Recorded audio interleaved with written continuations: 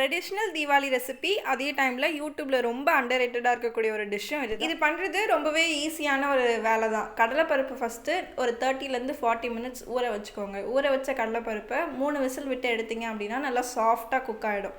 இப்போ அந்த குக்கான கடலைப்பருப்பை மிக்சர் ஜாரில் போட்டு நல்லா ஃபைன் பேஸ்ட்டாக அரைச்சி எடுத்துக்கணும். இது கூட தேவையான அளவுக்கு வெல்லம் சேர்த்துக்கோங்க. இப்போ 1 கப் அளவுக்கு கடலைப்பருப்பு எடுக்கிறீங்க அப்படின்னா ஒரு 3/4 கப் அளவுக்கு வெல்லம் வந்து கரெக்டாக இருக்கும். ஃப்ளேவருக்காக 2 ஏலக்காய் சேர்த்துக்கோங்க. டேஸ்ட் இன்னுமே சூப்பராக இருக்கும். இப்போ இது எல்லாத்தையுமே குட்டி குட்டி பால்ஸாக பண்ணி வச்சுக்கலாம்.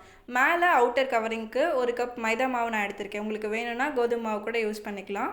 தோசை பேட்டர் கன்சிஸ்டன்சி வர அளவுக்கு தண்ணி சேர்த்து நல்லா மிக்ஸ் பண்ணி வச்சுக்கலாம். தேவையான அளவுக்கு பேக்கிங் சோடா, கொஞ்சமாக சால்ட் சேர்த்திங்க அப்படின்னா சாஃப்டாக இருக்கும். ஆல்ரெடி பண்ணி வச்சுருக்க குட்டி குட்டி பால்ஸ் இதில் டிப் பண்ணி ஆயிலில் போட்டு ஃப்ரை பண்ணி எடுத்தீங்க அப்படின்னா சூப்பரான ஸ்வீட் ரெடி ஆகிடும். இந்த ஸ்வீட்டுக்கு உங்கள் ஏரியாவில் என்ன நேம்னு சொல்லிட்டு கமெண்ட் பண்ணுங்கள். மறக்காமல் நெக்ஸ்ட் என்ன தீபாவளி ரெசிபி போடலான்னு கமெண்ட் பண்ணுங்கள். அதை கண்டிப்பாக ட்ரை பண்ணி நெக்ஸ்ட் வீடியோவில் அப்லோட் பண்ணுறேன். டாடா, பாய்.